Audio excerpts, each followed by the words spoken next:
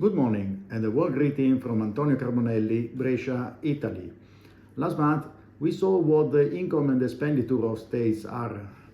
Today let's try to ask us what is the measure expenditure of states.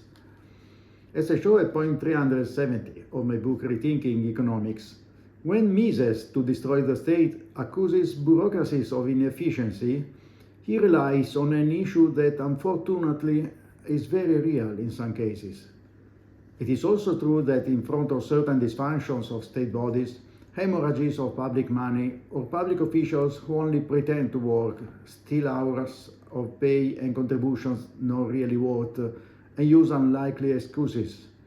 Or when coming to read from a minister of the Italian government that in the drafting of the state budget there are differences between the amounts accounted in the general report and the ones accounted in the reports of the individual administrations, expenditure committed but not yet paid, of which the general accountancy of the state is often unable to reconstruct its path, or revenues accounted as collected without being received, that is, when coming to read that there would be no correspondence between elements of the general state budget and the accounting reserves of the individual administrations, in such cases the temptation is really to destroy all public bodies.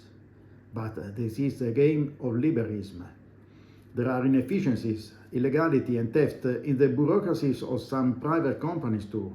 Please look at some purchasing offices. So the solution is not in destroying all public bodies to benefit private individuals, but in making them work efficiently. So let's try to ask us, what is the major expenditure of states? Apart from military spending to finance wars, and even today, the heaviest items in state budgets are first, state education, second, state healthcare, and third, social security. And it looks hard to believe. No economist has yet seen that today's emphasis on the balanced budget of the states is aimed to destroy state education, state healthcare, and social security, to reduce taxation to those who have more, not to really restore state finances. As also shows the steady deficit of the US budget that no liberal administration cares to redress. Who gains? Who would have more taxes to pay? Who loses?